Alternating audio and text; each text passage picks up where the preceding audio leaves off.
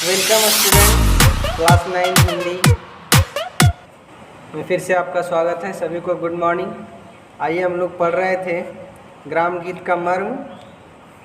2 video हम लोग देख चुके हैं, ये तीसरा वीडियो है। इस वीडियो में हम इस पूरी कहानी को, निबंध को पढ़ करके ख़त्म करेंगे। हम लोग वहाँ तक छोड़े थे जहाँ तक कि राजा रानी, राजकुमार, राजकुमारी या ऐसे ही समाज के किसी विशिष्ट वर्ग के नायक को लेकर एक काव्य की रचना, जो प्रणाली बहुत प्राचीन काल से चली आ रही थी। प्राचीन काल में क्या होता था, कविताओं को लिखने में राजा रानी, राजकुमार, राजकुमारी जैसे विशिष्ट वर्ग का महत्व था। उन्हीं लोगों को नायक के रूप में लिया जाता था, जिसका संस्कृत साहित्य में विशेष महत्व था। राजा रानी, राजकुमार, राजकुमारी ये सब संस्कृत साहित्य में बहुत महत्व भी था। उसका प्रधान कारण यह था कि वैसे विशिष्ट व्यक्तियों के लिए साधारण जनता के हृदय पर उनके महत्व की प्रतिष्ठा बनी हुई थी। कारण क्या था ना कि गरीब लोगों के लिए राजा रानी, राजकुमार, राजकुमारी ये सब बहुत ही महत्व के थे, क्योंकि राजा रानी के द्वारा ही इन लोगों के जीवन में बहुत कुछ समस्याओं का निदान था। राजा रानी, राजकुमार, राजकुमारी के द्वारा ही इन लोगों को दिन भर काम के लिए दिया जाता था, फिर भोजन के लिए, मजदूरी के लिए, खेतों को बटाई के लिए। वो सारे ज़मीन जायदाद राजा राजाओं के पास ही होते थे और वो गरीब जनताओं को देते थे। इसलिए गरीब लोग समझते थे कि जो आम जनता था, समझते थे मेरे लिए भगवान यही सब है, राजा रानी, राजकुमार, राजकुमारी यही सब है। इसलिए उस समय का काव्य गीत इन सब के ऊपर लिखा जाता था। उसमें धीरोदात्तता, दक्षता, तेजस्विता, रूढ़िवंशिता, वाग्मिता आदि गुणों का स्वाभाविक माने जाते थे।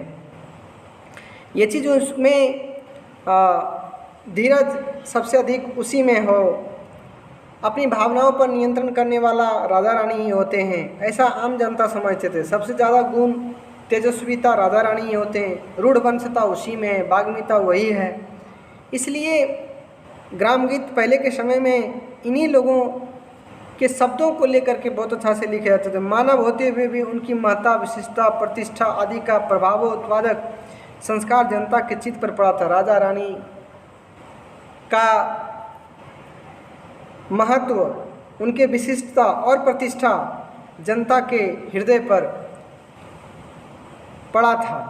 ऐसे चरित्र को लेकर के काव्य रचना करने में रसोत्कर्ष का काम बहुत कुछ सामाजिक धारणा के बल पर ही चल जाता था। इन्हीं सब बातों को लेकर के काव्य रचना में रसोत्कर्ष का काम बहुत कुछ सामाजिक धारणा के बल पर ही चल जाता था, किंतु साधारण जनता के जीवन के चित्रण में कवि की प्रतिभा का बहुत सा अंश अपने चरित्र नायक में विशिष्टता प्राप्त करने की चेष्टा में ही खर्च हो जाता था। ग्राम गीत की अब यह प्रवृत्ति काव्य गीत में भी चलने लगा। धीरे धीरे ये जो प्रवृत्ति था ग्राम गीत का, वो अब काव्य गीत में भी चलने लगा। एक दुखी भिखारिन भी हृदय की उच्चता में रानी को मात कर सकती है, इसकी कल्पना तक उस समय हमें न थी। एक भिखारिन, एक आम आदमी भी राजा रानी की तरह सुंदर हो सकते हैं, उसके जैसे बुद्धिमान हो सकते हैं, पराक्रमी हो सकते हैं। ये ग्राम गीतों तक में नहीं समझ में था। उच्च वर्ग के लोगों के प्रति समाज में विशिष्टता की धारणा ज्यों-ज्यों कम होने लगी, उच्च वर्ग के लोग जो राजा रानी, राजकुमार, राजकुमारी, इन लोगों का जब महत्व जैसे जैसे समाज में कम होने लगा, त्यों-त्यों निम्न वर्ग के प्रति हमारे हृदय में आदर का भाव जमने लगा। उसके बाद से गरीब लोगों के प्रति, छोटे लोगों के प्रति आदर का भाव जमने लगा। इस प्रकार काव्य में भी ऐसे पात्रों को समान स्थान प्राप्त होने लगा।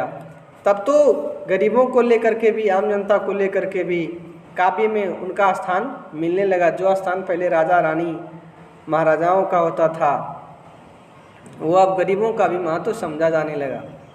इस प्रकार काव्य में भी ऐसे पात्रों का स्थान प्राप्त होने लगा।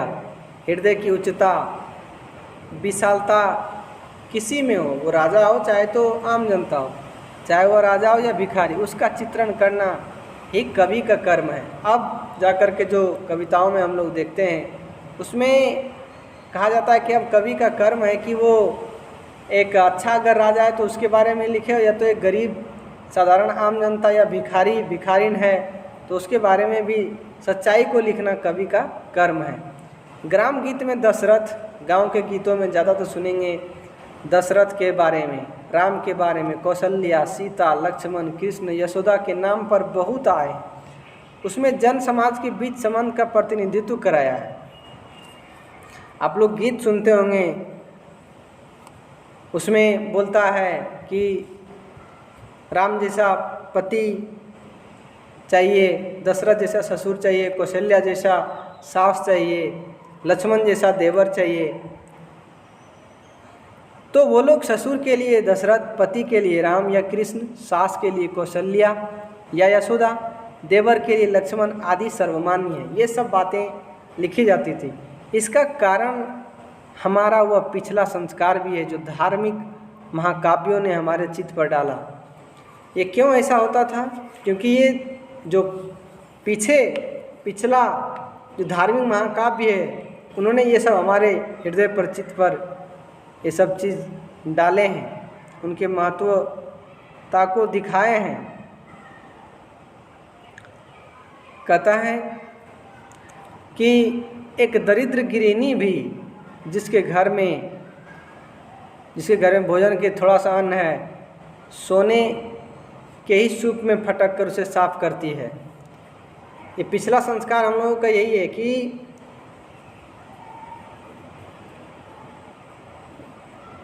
कितना भी गरीब हो, उसके घर में एक समय था जब सभी के घर में सोने का सूप होना ज़रूरी था। इसके बाद इसका फिर दूसरा चेंज हुआ, जैसे कि कुछ दिन पहले तक तांबा का सूप हर एक घर में होना ज़रूरी था। कांसा पित्तल अभी भी मायने महत्व के रखते हैं। हमारी दरिद्रता के बीच में भी संपत्ति शालीनता का यह रूप हमारे भाव को उद्दीप्त करने के लिए ही उपस्थित किया गया।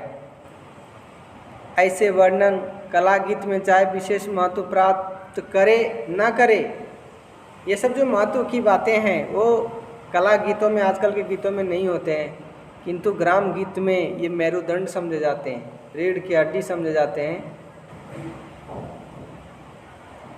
और सुनिए, तो आजकल के बच्चों को लेकर के क्या धारणा है? बच्चे जो अब भी राजा रानी, राक्षस, भूत, जानवर, इन सब की कहानियों में सुनने में ज़्यादा उत्कंठित रहते हैं। आप बच्चों को कुछ सुनाइए तो उसको राजा रानी, भूत, राक्षस, प्रेत, जानवर के बारे में सुनाइएगा तो ज़्यादा सुनेगा। नानी की कहानियाँ ऐसा ही हुआ करती है। नानी लोग जब कहानी सुनाते हैं उनका कहानी ऐसा ही होता है, एक था राजा, एक था रानी, एक राक्षस था, एक भूत था। साधारण व प्रत्यक्ष जीवन में जो घटनाएं होती रहती है, उनके अतिरिक्त जो जीवन से दूर है तथा अप्रत्यक्ष है, उनके संबंध में कुछ जानने की लालसा और उत्कंठा अधिक बनी रहती है।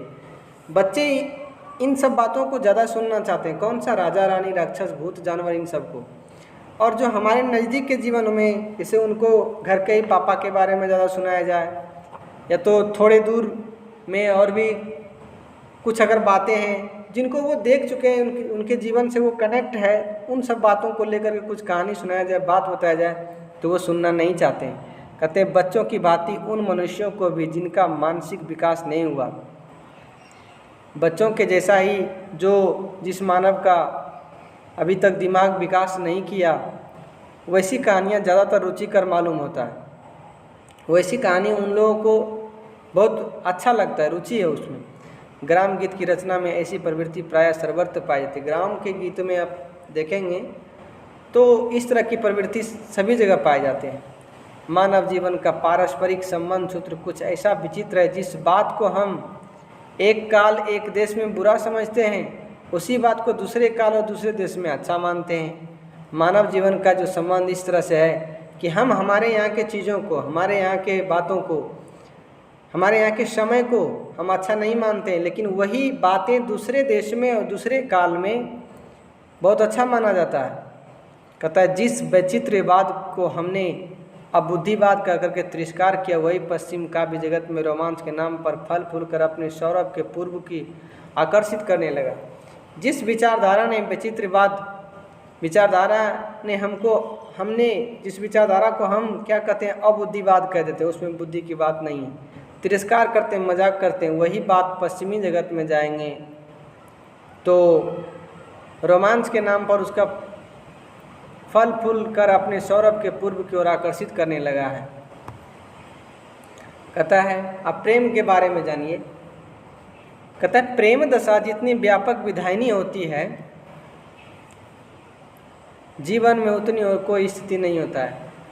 जीवन में जब कभी हम प्रेम का बात आता है, चाहे किसी से भी प्रेम हो, बोलता है उसमें जो विधि विधान होता है उसका व्यापकता जीवन में और उतनी कोई स्थिति में नहीं है, आपके जीवन को पूरा झकझोर के रख देता है।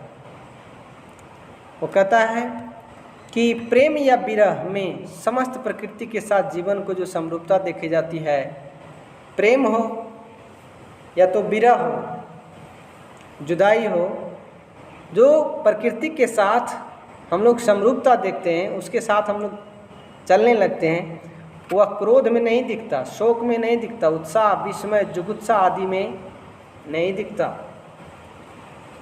जुगुप्सा का मतलब निंदा या बुराई होता है।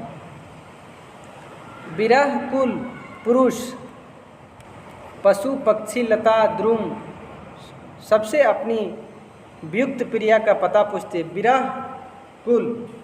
कुल पुरुष, जो पुरुष थे, जैसे कि राम जी को आप ले लीजिए तो उन्होंने अपनी पत्नी सीता का पता पशु से, पक्षी से, लता से, द्रुम से, सबसे अपनी वियुक्त प्रिया जो प्रिय था उसका, वो वियुक्त हो गए, उनसे जुदा हो गए, उनसे वो उनका पता इन सबों से पूछता है, पशु, पक्षी, लता, द्रुम, इन सब से। किंतु क्रुद्ध मनुष्य अपने शत्रु का पता किसी प्रकृति से नहीं पूछता। लेकिन एक जब विरह, जुदाई हो चाहे प्रेम हो, इनमें हम लोग प्रकृति के साथ जुड़े हुए रहते हैं। और यहाँ पे देखें, और हम लोग कहानी भी जानते हैं कि राम जी जब सीता से अलग हुए तो सीता के खोज में कितने पशु, पक्षी, लता, इन सब से उनका पता पूछती है। लेकिन कहता है कि दूसरी ओर जब एक क्रुद्ध मनुष्य वो अपने दुश्मन का पता प्रकृति से नहीं पूछता। यही कारण है कि कहता है कि प्रेमिका या प्रेमी प्रकृति के साथ अपने जीवन का जैसा साहचर्य मानते हैं, एक प्रेमी या प्रेमिका प्रकृति के साथ जीवन को अपना जिस तरह से साथ मानते हैं, वैसा और कोई नहीं मानते हैं। मनोविज्ञान का यह तथ्य काव्य में एक प्रणाली के रूप में सिमट जाता है।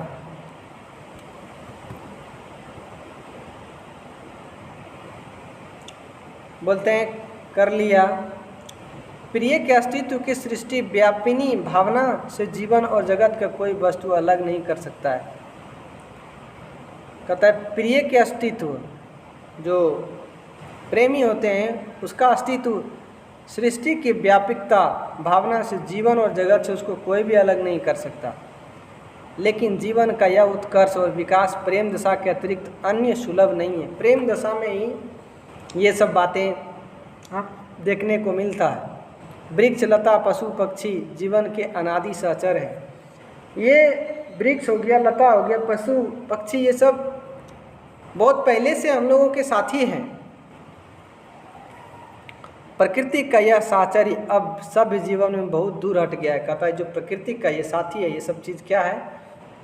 प्राकृतिक है। वृक्ष, लता, पशु, पक्षी, ये सब ये अब के जीवन में कहता है बहुत दूर हट गया। लेकिन गमले के पौधे और पिंजरे के पक्षियों का साथ शायद अभी नहीं छूटा।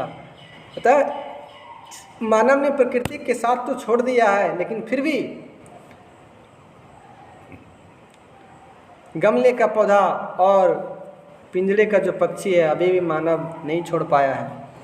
अपने सुख दुख के भावों को उन पर आरोपित कर, अपने सुख दुख की भावना को उसके ऊपर आरोपित कर हम उन्हें स्पंदित करते रहते हैं। हम उन्हें क्या करते हैं? स्पंदित करते रहते हैं। और काव्य जीवन में जीवन की ऐसी व्यापकता के अभाव में माना हम विहोल से बनकर रह जाते हैं। प्राण भक्षक को भी रक्षक समझने की शक्ति कहाँ है? प्रेम में है। कहाँ है? जो हमारी प्राण को भक्षण करना चाहते हैं, हमारी प्राण लेना चाहते हैं, हम उसको भी रक्षक मानेंगे, अपना रक्षक मानेंगे। ऐसा कब हो सकता है? कहाँ हो सकता है? तो प्रेम में हो सकता है।